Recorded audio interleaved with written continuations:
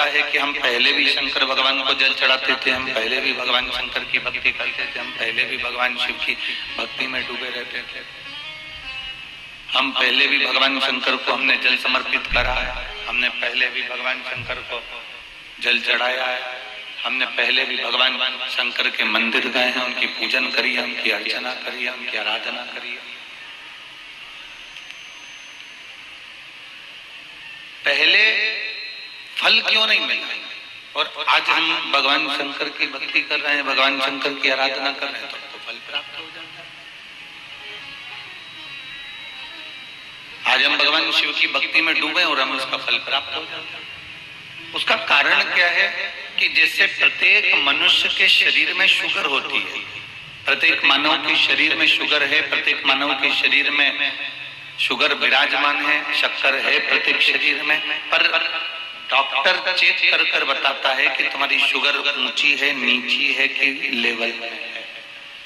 थोड़ी बहुत भी शक्कर ऊंची नीची गई, थोड़ी बहुत भी शुगर ऊपर नीचे गई तो डॉक्टर कह देता है कि शुगर कंट्रोल में नहीं है, शक्कर कंट्रोल में नहीं। डॉक्टर ने कह दिया कि ये शुगर कंट्रोल में नहीं है, ये शक्कर कंट्रोल में नहीं है, ये शुगर लेवल में नहीं है, ये शक्कर कंट्रोल में नहीं है। डॉक्टर कह देता है कि ये शुगर का लेवल ठीक नहीं है, ये शक्कर का लेवल ठीक नहीं है।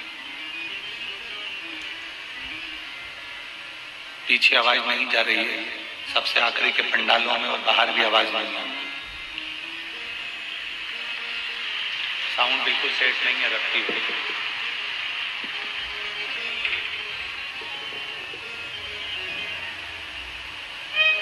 शुगर का लेवल ऊंचा नीचा होता है, जैसे ही शुगर ऊपर नीचे जाती है तो डॉक्टर कह देता है कि ये ऊंची चली गई, ये नीची हो गई, ये लेवल में नहीं है। पीछे के माइक खोलिए, पीछे पीछे के सब दूर के माइक खोलिए जरा बाहर। शुगर का लेवल डॉक्टर बता देता है कि ये ऊंचा है, वो नीचा है, या लेवल में नहीं है, ये लेवल में है। शिव कथा कह रही है, भगवान शंकर का संवाद कह रहा है, शिव महापुराण कह रही है। शंकर के स्मरण में जब हम ज्ञात हुआ, हमको जैसे शुगर का लेवल हमको ज्ञात हुआ, ऐसे ही हमें भगवान शंकर की भक्ति का लेवल भी ज्ञात हुआ कि शिव भक्ति में है क्या, भगवान शंकर की भक्ति में है क्या, भगवान शंकर की भक्ति में रस तत्व क्या है।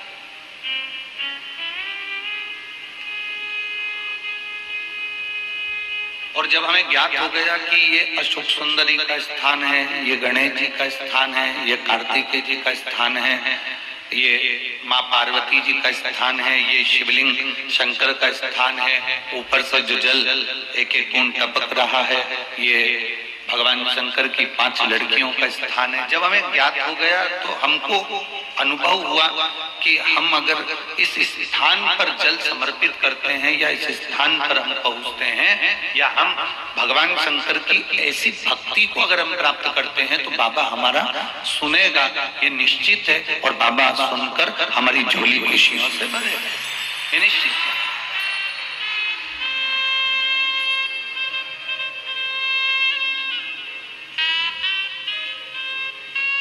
हमारे मन को हमने केंद्रित करा शंकर की ओर, हमारे मन को हमने केंद्रित करा भगवान देवादिदेव महादेव की ओर, हमारे मन को हमने केंद्रित करा भगवान शंकर की विरल भक्ति की ओर। एक कपास रुई, कपास में आग लगाओगे कितनी देर लगेगी जलने में? जम के बोलो जरा जल्दी से। एक क्षण। कपास में आग लगाई तुमने, कपास में जैसे आग लगाओगे एक क्षण में वो राख हो जाएगा, एक क्षण में वो समाप्त हो जाएगा। कपास एक क्षण में जलकर राख हो जाता है। एक क्षण के अंदर कपास जलकर राख हो गया। और यदि कपास में, रुई में, कपास में आपने घी लगा लिया, कपास में रुई में अगर वो घी मिल गया, कपास में रुई में अगर आपने वो घी डुबो दिया, फिर वो एक क्षण में जल जाएगा क्या? बोलो बोलो, जमते बोलो, जलेगा नहीं। वो एक क्षण में जलने वाला नहीं है, वो एक क्षण में समाप्त होने वाला नहीं है। फिर वो घंटों तक, 15 मिनट, 10 मिनट, 5 मिनट, 20 मिनट, जितना उसमें घी है उतना वो, जितना उसमें ग्रत है फिर उस हिसाब से वो,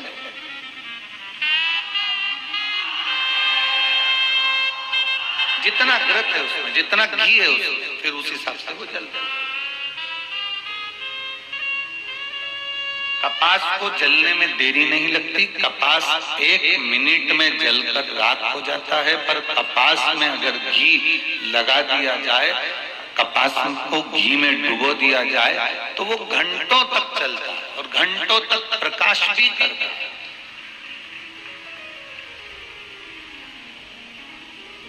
आप और हम सब कपास हैं। दुनिया के तानों से, दुनिया के शब्द से, दुनिया की गाली से, दुनिया के आड़े पड़े विचारों से, दुनिया के तानों से, दुनिया के अपशब्द से हम तुरंत जल जाते हैं, तुरंत। आप और हम सब कपास की तरह, आप और हम सब कपास की तरह। एक क्षण लगता है और हम जल जाते हैं, एक क्षण लगता है और हम जल जाते हैं, एक क्षण बस।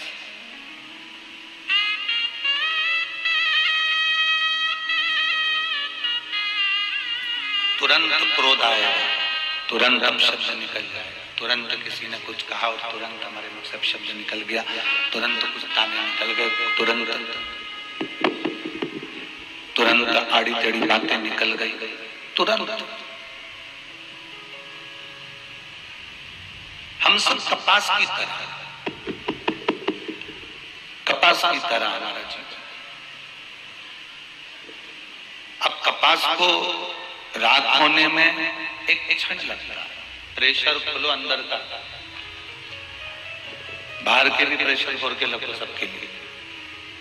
कपास को राख होने में एक क्षण लगता है, एक क्षण। पर उस कपास को घी में डुबो दो, घी में डाल दो तो वो कपास बहुत लंबा चलता रहता है। और वो कपास फिर राख नहीं होता, फिर वो कपास घी में डूबने के बाद अंधेरे में भी प्रकाश कर देता है और दुनिया में भी प्रकाश कर देता है।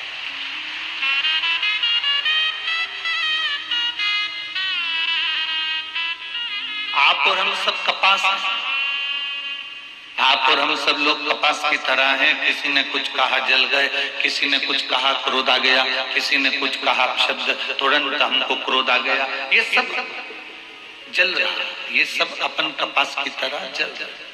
पर जब से आपने शिव महापुराण के घी में डुबकी लगाई है, जब से कपास को घी में डाला गया है, तब से कपास जलता तो है पर दुनिया में प्रकाश करता है। वो स्वयं राख नहीं, वो स्वयं राख नहीं। और तेरी कृपा बिना न हिले एक भी लेते हैं श्वास, तेरी कृपा से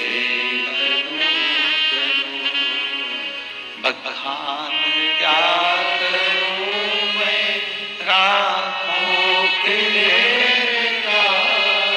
चपटी भभूत में खजाना कुबेर का, गंगधार मुक्तिवार ओंकार तू, भोले ओंकार तू, आयुष दिया शंभु तार तार तू। बखान क्या करूं मैं राखों के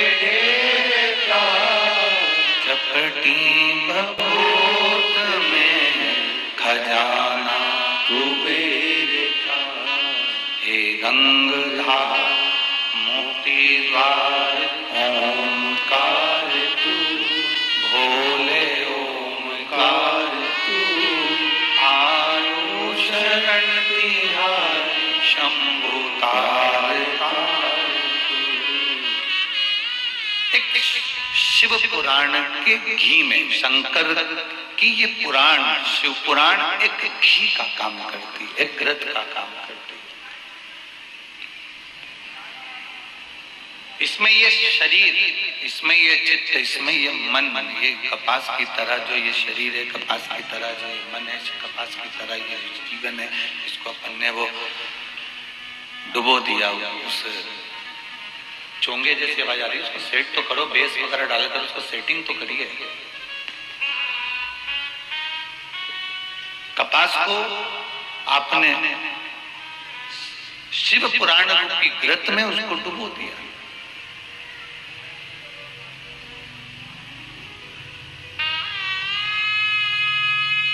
अब उसने क्या करा है? प्रकाश ही प्रकाश करा।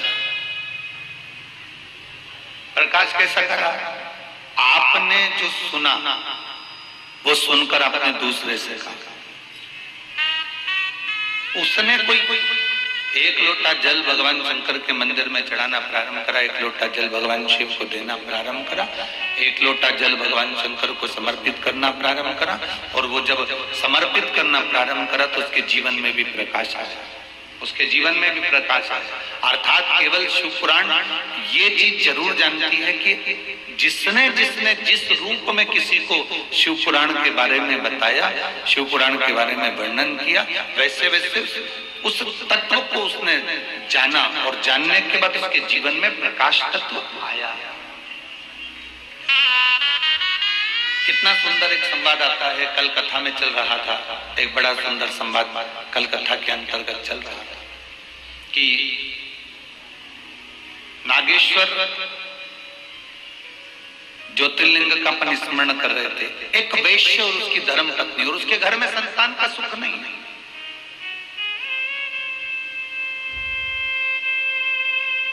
उसके घर में औलाद का सुख नहीं है।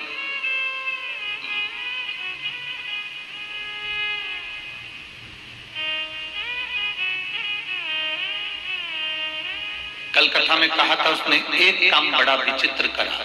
कौन सा काम करा? वंश को बढ़ाने का सबसे सुंदर तरीका है। क्या तरीका है? जम के बोलो। बेलपत्री के वृक्ष को रोपित करना, बेलपत्र के वृक्ष को लगाना।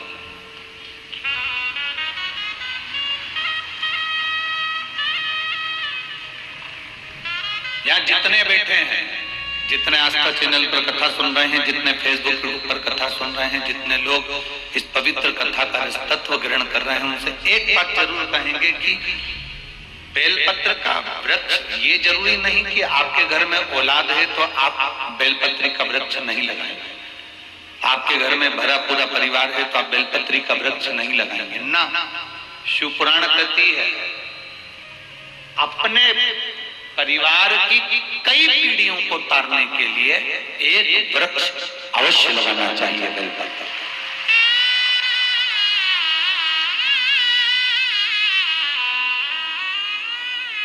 एक वृक्ष बेलपत्र का अवश्य लगा, और इतना छोटा सा वृक्ष नहीं जिसको रोपित कर दिया और बाद में बकरी खा गई।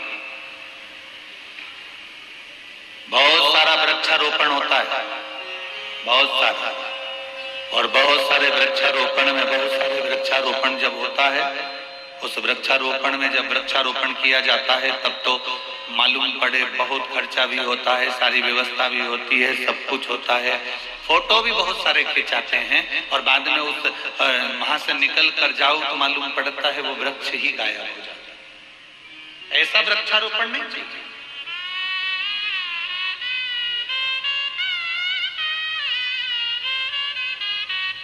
जो मुख से निकला, जो आपने किया, वो दिखना भी चाहिए। जो आपने किया उसको दिखाना भी चाहिए, उसको दिखना भी चाहिए।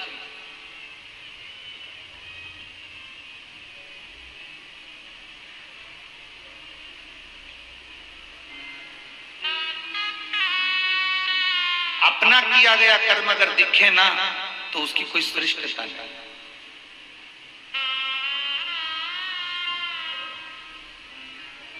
महाराज यहाँ कुबेरेश्वर धाम पर सामने जो रोड है, अभी आप लोग जिस रोड पर चल रहे होंगे, ये पक्की बनी है।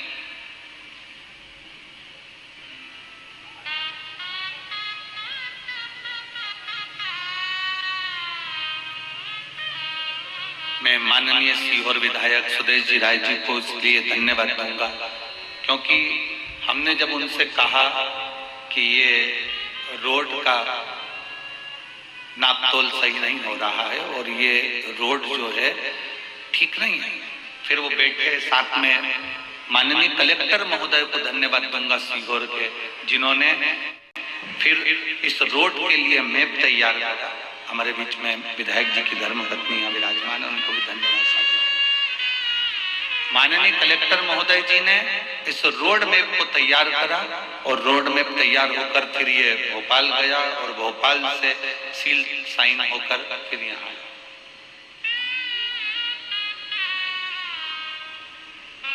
जो ये रुचि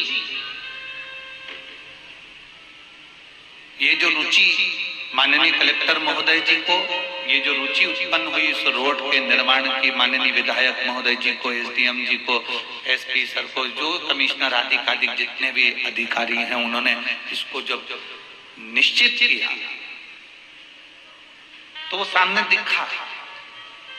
आप जितना करते हैं वो सम्मुख में दिखना चाहिए। एक वृक्ष लगाओ, 10 लगाने की जरूरत नहीं है। कितना लगाओ, जम के बोले जरा, एक। पर निवेदन तुमसे इतना सा है कि वो एक वृक्ष तुम्हारा साल में दिखना चाहिए।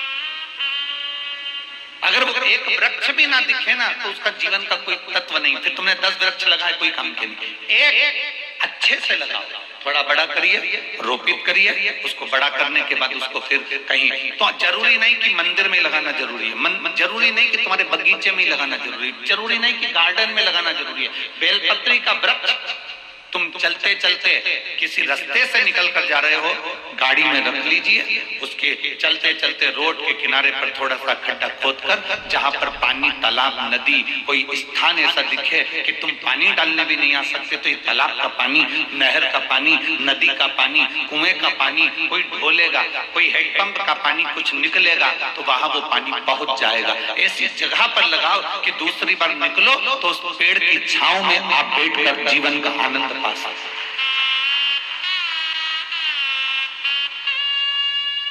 उस वृक्ष की छांव में बैठकर आप अपने जीवन का आनंद पा सकते। कितना सुंदर संवाद है। शिव महापुराण की कथा कहती है, देवराज नाम का ब्राह्मण, जिसने कभी धर्म नहीं करा, जिसने कभी सत्कर्म नहीं करा, जिसने कभी भगवान का भजन नहीं किया, जिसने कभी अच्छा काम नहीं किया, ब्राह्मण कुल में जन्म लेने के बाद भी देवराज ने अच्छा कर्म नहीं किया। ब्राह्मण कुल में जन्म लेने के बाद भी देवराज ने कोई अच्छा काम नहीं किया। ब्राह्मण कुल में जन्म लेने के बाद भी देवराज कोई श्रेष्ठ कर्म नहीं कर पाया। ब्राह्मण कुल में जन्म लेने के बाद भी देवराज ने कोई अच्छा काम नहीं किया। शिव पुराण कहती है, अगर आपको कुर्सी मिली है, पद मिला है, प्रतिष्ठा मिली है, आप जिस कुर्सी पर बैठे हो, जिंदगी में बहुत कुछ करना, पर उस कुर्सी पर बैठकर एक काम जरूर करना कि हमारा आने वाला जीवन भी संवर जाए और हमारा आने वाला जन्म भी संवर जाए। ऐसा कुछ कर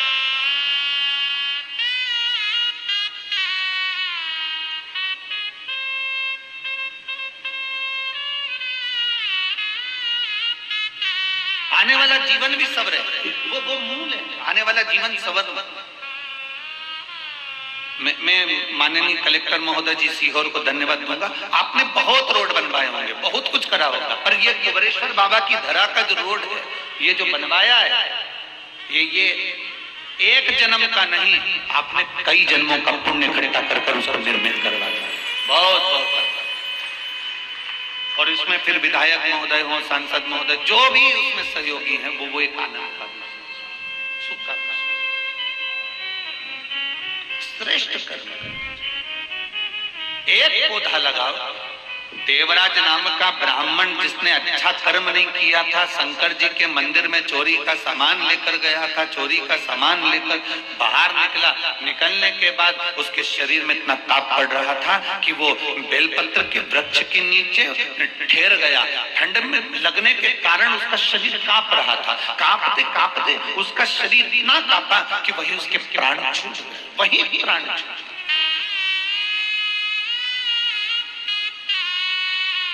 उसी पल उसके प्राण छूट गए। अब कोई पुण्य नहीं करा, उसने कोई दान नहीं करा, उसने कोई सत्कर्म नहीं करा, उसने कोई अच्छा कर्म नहीं करा, पर उसकी माँ ने एक काम करा था। शंकर भगवान के मंदिर में एक लोटा जल चढ़ाया था, जिसका पुण्य देवराज के खाते में गया। और देवराज बेलपत्री के पेड़ के नीचे प्राणों को त्यागा। और देवराज बेलपत्र के पेड़ के नीचे जब प्राणों को त्यागा तो वृक्ष की छांव, ये जो जितने मुर्दे जाते हैं ना मरने के बाद, जो शमशान लेकर जाते हैं, उसमें आज भी सनातन धर्म में, हिंदू धर्म में एक नियम है कि मुर्दे को ले जाते समय बीच में रोका जाता है। सनातन हिंदू धर्म में आज भी नियम है कि मुर्दे को लेकर जाते हैं, शमशान लेकर जाते हैं, तो मुर्दे को एक जगह पर रोकते हैं। अब दुनिया के लोगों को तो मालूम नहीं कि क्यों रोकते हैं, पर उसका प्रमाण शिव महापुराण के अंतर्गत आता है कि देवराज बेलपत्री के वृक्ष के नीचे जब रुका, चोरी का धन ले जाते समय बेलपत्र के वृक्ष के नीचे रुकता है तो उसके प्राण छूटते हैं और शंकर भगवान उसको कैलाश लेकर चले जाते हैं। ये शास्त्र संबद्ध का स्मरण कहता है, ये हमारा शिव पुराण कहता है। इसलिए मुर्दे को भी बीच राह में बेलपत्री का वृक्ष देखकर थोड़ी देर रोका जाता था कि कैसा भी पापी जीव हो, कम से कम बेलपत्री की छांव पड़ेगी तो तर जाएगा, इसलिए उसको रोका जाता। समझने वाला समझे, ना समझने वाला ना समझे, उसमें स्मरण की शक्ति का भाव उत्पन्न हो।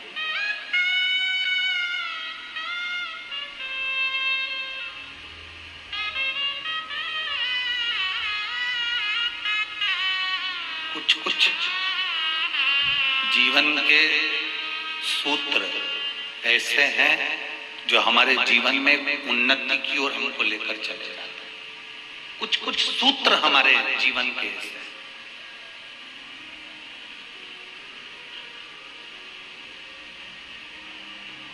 कुछ अच्छा कर जैसे कल माननीय मंत्री महोदय आए थे, करण सिंह जी वर्मा जी, राजस्व मंत्री, उन्होंने कहा कि 1 रोड और निर्माण होगा कुबेरेश्वर धाम के लिए। बड़ी साधुता है, एक बार जोरदार ताली बजाओ उनके लिए, बड़ी साधुता।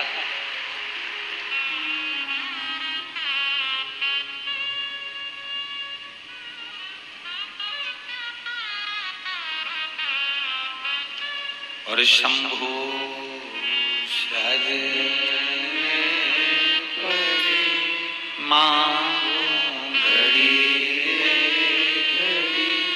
दुख काटो, दया करी दर्शन आपो।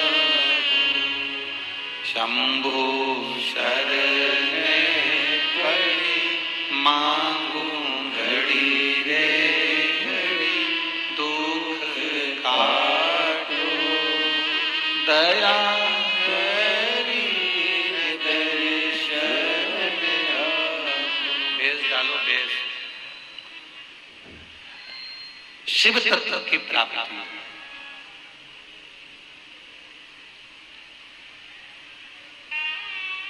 अच्छा करते चलो, अपने जीवन में कुछ श्रेष्ठ कर्म करते चलो,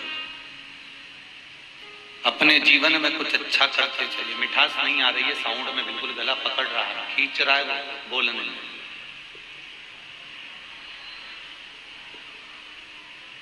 अच्छा करते चलो अपनी जिंदगी, जितना श्रेष्ठ कर्म करोगे उतना अपने जीवन के, हाँ पद है, प्रतिष्ठा है, कुर्सी है, उसका सदुपयोग करो।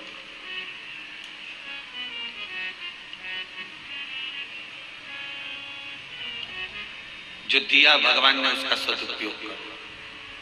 और यहाँ जितने यजमान बैठे हैं, मेरा सारे यजमानों से निवेदन है, भगवान ने तुमको जो ये यजमान की कुर्सी दी है ना, यजमान का जो पद तुमको दिया है, डीले कम करो। यजमान का जो पद दिया है तुमको, यजमान पद की कुर्सी जो दी है, यजमान पद की जो प्रतिष्ठा तुमको दी है,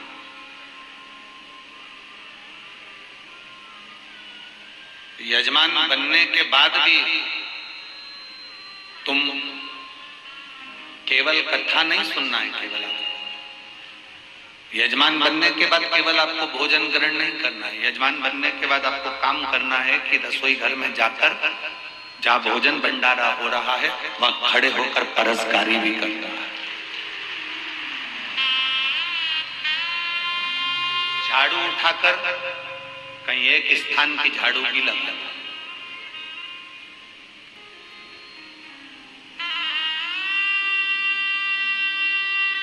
एक 5 रुपए की बाटल खरीदकर दूसरे को पिलाना भी।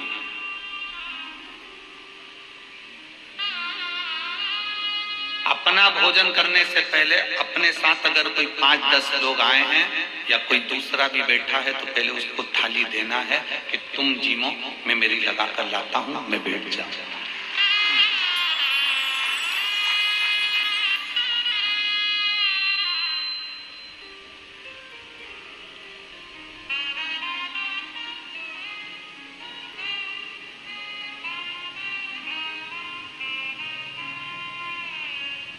बहुत सारे सेवा मंडल, बहुत सारे सेवादार यहाँ सेवा करने आते हैं।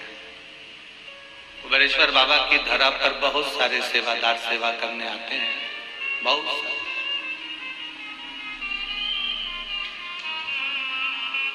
कुछ सेवादार ऐसे आते हैं कि जिनको ना फोटो से मतलब होता है ना नाम से मतलब होता है। वो आए 2 दिन पहले अपने काम में लग जाते हैं, सेवा करते हैं। कई सेवादारों को तो हम भी पहचान भी नहीं पाते और देख भी नहीं पाते। हम नहीं देखते। एक महिला, एक पुरुष, कोई महाराष्ट्र से आया हुआ है जो महाराष्ट्र से ही फिनाइल, लेटरिन बाथरूम साफ करने का ब्रश और बहुत सारा सामान साथ में लेकर आया है। रोज रात्रि के समय पर 2 घंटे वो पति पत्नी पूरी लेट बात को साफ करते रहते हैं। हम भी नहीं पहचानते, हम भी नहीं जानते, हमारी कोई पहचान नहीं है, हम किसी को नहीं जानते। कई सेवादार ऐसे आते हैं कि अगर हम उनको मंच पर ना बुलाएं या हम उनके साथ फोटो ना खिंचाएं या उनका नाम ना लें तो उनको बुरा लग जाता है। तो मालूम पड़े वो तुरंत गुस्सा होकर चले भी जाते। कुबेरेश्वर धाम में कभी भी आओ फोटो के लिए मत आना, क्योंकि फोटो तो हमको भी पसंद नहीं है। फोटो के लिए मत आना। ये फोटो मोटो तो सब आखिरी के काम की चीज है, जब माला डलेगी तब। आज के काम की चीज नहीं है।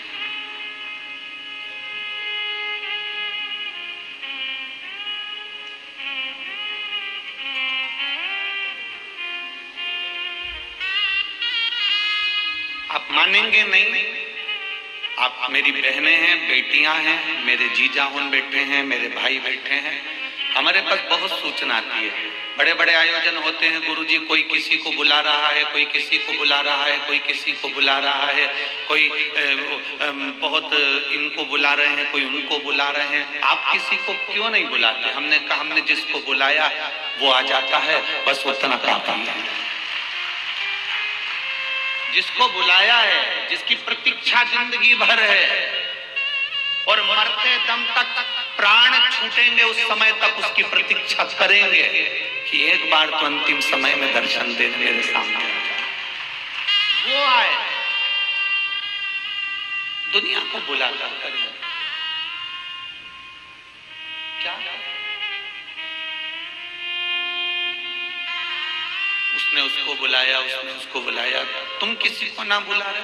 हम तुझसे मिलने के लिए तेरी कसम, तुझसे मिलने के लिए तेरी कसम, एक मुलाकात जरूरी,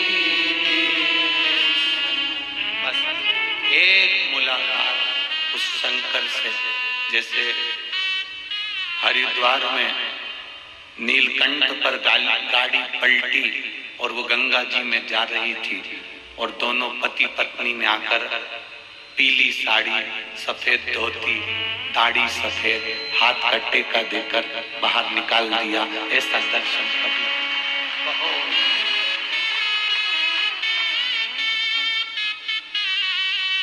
ओ तुझसे मिलने के लिए तेरी कसम एक मुलाकात जरूरी, अंत समय में भी बस वो दीदार, कुछ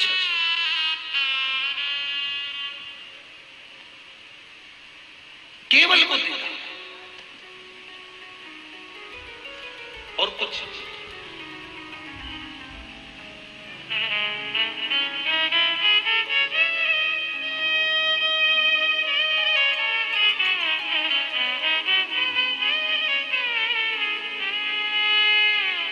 एक क्षण उसका दीदार हो जाए ना, बहुत।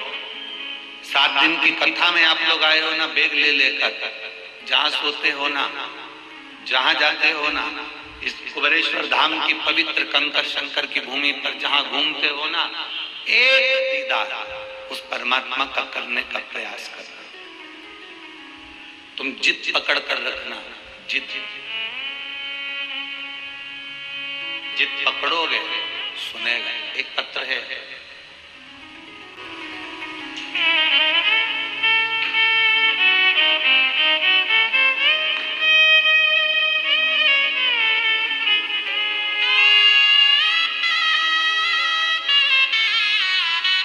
मैं पूजा वर्मा, दीपक वर्मा, कोटा राजस्थान से आई। हाथ हिलाइए एक बार। श्री शिवाय नमस्ते। आप ही हैं? दोनों हाथ हिला दो एक बार। मैं पूजा वर्मा, दीपक वर्मा, कोटा राजस्थान से। एक लोटे जल का मैं क्या वर्णन करूं गुरुदेव। चोंगे जैसी आवाज आ रही है, उसको सेट करो, थोड़ा सेटिंग मिलाइए, तब होगा। मेरे बेटे को 2020 में उसकी किडनी खराब है, समस्या। डॉक्टरों ने कह दिया इसको किडनी को बदलना पड़ेगा, किडनी ट्रांसप्लांट करना पड़ेगा। बहुत तकलीफ आ गई, आंखों में अश्रु भरा रहता, रोते, बेटे की हालत देखकर तकलीफ होती। करें तो करें क्या? अब किडनी को बदलना है और डॉक्टर कह रहा है कि वो करना, करें क्या? तब भोलेनाथ की कथा आपकी सुनना प्रारंभ करी और मैं, दूसरे ने मुझे बताया कि कथा आती है आस्था चैनल पर, वो सुना कर हमने कथा सुनना प्रारंभ करी। बाबा पर भरोसा करा, पशुपति व्रत किया, जल चढ़ाकर बेटे को दिया, बेलपत्र लाकर खिलाना प्रारंभ किया। ठीक नहीं हुआ, पर आप कहते हो भटकना नहीं, विश्वास पक्का रखना, सुनेगा जरूर। थोड़ी फाइल मोटी हो सकती है पर फाइल निपटाएगा जरूर, ये पक्का। हमने भी नहीं छोड़ा उसका दरवाजा, हम नहीं छोड़ा उसका द्वार, हमने नहीं छोड़ा, लगे रहे उसके दरवाजे पर। और बाबा की ऐसी कृपा हुई गुरुदेव कि जो किडनी बदलना थी, हमने उसको जल पिलाकर, बेलपत्र खिलाकर, हमने बाबा की फिर 1 महीने बाद जांच कराई तो पता चला कि उसकी किडनी ने काम करना प्रारंभ कर दिया। अब उसे किडनी बदलने की जरूरत नहीं। हाथ हिला कर श्री शिवाय नमस्ते।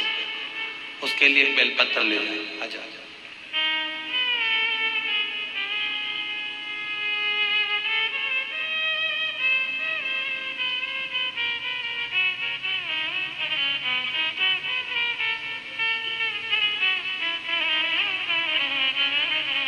जिद परमात्मा से मिलने की होना चाहिए, जिद उस परमात्मा को पाने की होना चाहिए।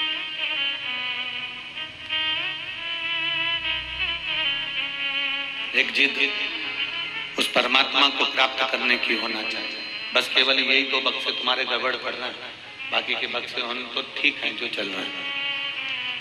एक जिद परमात्मा को पाने की होना चाहिए, परमात्मा को प्राप्त करने की होना चाहिए। और जिस समय आप भगवान को पाने की जिद पकड़ लोगे, आप परमात्मा को पाने की जिस समय जिद पकड़ लोगे, उस समय परमात्मा को तुम्हें दर्शन देने के लिए आना ही पड़ेगा और तुम्हारा दुख मिटाने आना है।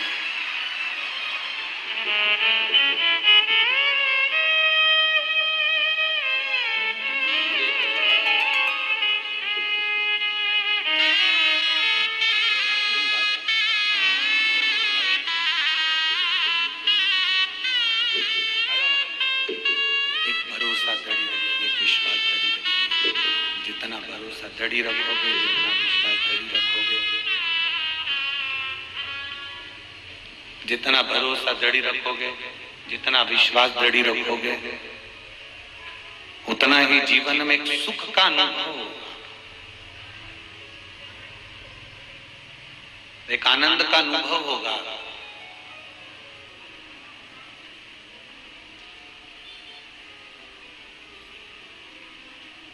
कभी आपके जीवन में आप ये कभी मत सोचना कि मैं इतनी मेहनत कर रहा हूं और मेरा ये काम नहीं हो रहा। कभी मत सोचो कि ये नहीं हो रहा। इतनी लगनता से काम करो, इतनी मेहनत करो, इतनी विद्या अध्ययन करो, इतना पढ़ो, इतना पढ़ो, इतना विद्या अध्ययन करो, इतनी मेहनत करो कि जो ठप दुकान है, जो कभी नहीं चलती, उसमें दिन रात मेहनत करो, वो दुकान भी एक दिन चल कर माने। कर्म करो ही नहीं और फल की इच्छा लेकर बैठ जाओ तो ये श्रेष्ठता नहीं।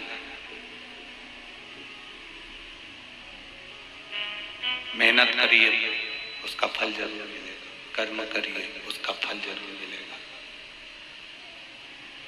आप जितना मेहनत करेंगे, जितना कर्म करेंगे, उसका फल आपको अवश्य प्राप्त होगा, अवश्य उसका फल आपको अवश्य मिलेगा। बस मेहनत में बल लगना। अब जितनी मेहनत तुम दुकान में कर रहे हो कमाने के लिए, जितनी मेहनत तुम बेटी के संबंध को पक्का करने के लिए कर रहे हो, जितनी मेहनत तुम लड़के के लिए लड़की ढूंढने की कर रहे हो, जितनी मेहनत तुम मकान बनाने में कर रहे हो, जितनी मेहनत तुम प्लाट खरीदने में कर रहे हो, जितनी मेहनत तुम रिश्तों को जोड़ने में कर रहे हो, जितनी मेहनत तुम कपड़ा बनाने में कर रहे हो, जितनी मेहनत तुम जेवर आभूषण बनाने में कर रहे हो, जितनी मेहनत तुम कुछ सामग्री बनाने में कर रहे हो, जितनी मेहनत तुम रोटी बनाने में कर रहे हो, उतनी मेहनत तुम्हारी उस परमात्मा को पाने के लिए भी होना चाहिए कि वो मुझे मिले।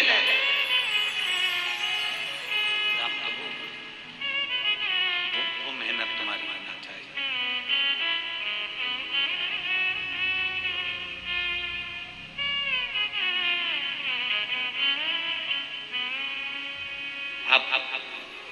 हमारे यहाँ के विधायक जी की धर्मपत्नी बैठी हैं, कलेक्टर साहब जी की माता जी बैठी हैं, और भी बहुत सारे अतिथिगण यहाँ बैठे हुए हैं, जजमान भी बैठे।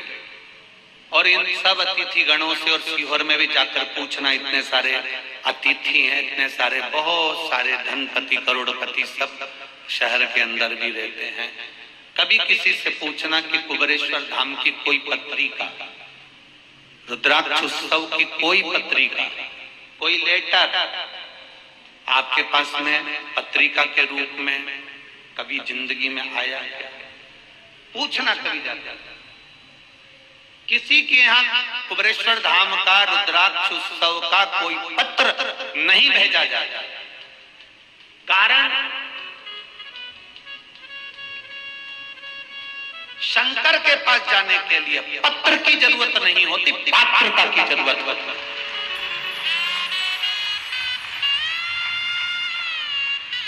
शिव के दरवाजे पर जा रहे हो और पत्र की जरूरत पड़े तो पात्रता कहां गई तुम्हारी? पात्रता तुम में है। मतलब तुम इतने विद्वान हो, तुम्हारी पात्रता इतनी प्रबल है कि तुम प्रणाम करने के लिए, नमन करने के लिए, भोलेनाथ को पाने के लिए पात्रवान बनकर उसके पास है। पत्र की नहीं, पात्रता की जरूरत होना चाहिए। हमारे यहाँ बड़ी बड़ी पत्रिकाएं नहीं छपती हैं।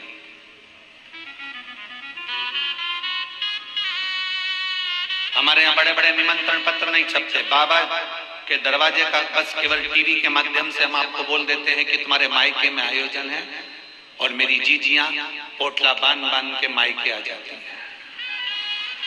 तुम्हारे मायके में आयोजन है, चलो तुम्हारा पिता बुला रहा है, और भाइयों से कहते हैं तुम्हारे ससुर बुला रहे हैं, आओ। बेटियों से कहते हैं तुम्हारा पिता है, बेटों से कहते हैं तुम्हारा पिता है, आओ।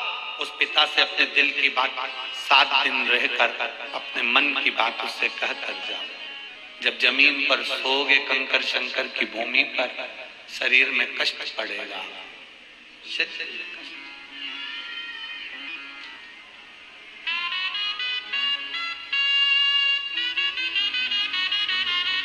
शरीर में कष्ट पड़ेगा।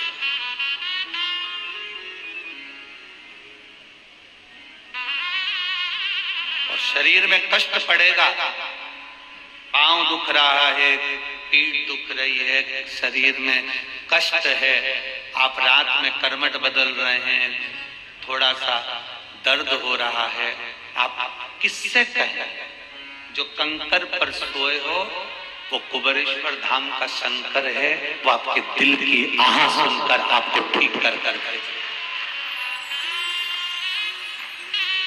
कुबेरेश्वर धाम का कंकर नहीं, वो शंकर है, आपके आहा सुनकर वो आपको ठीक कर कर भेजता।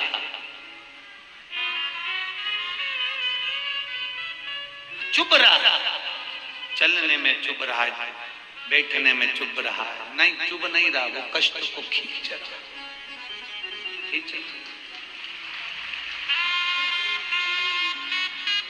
जितना आपके हम कहें, आप सब तो बहुत, सबकी सब बहुत आनंद में हो।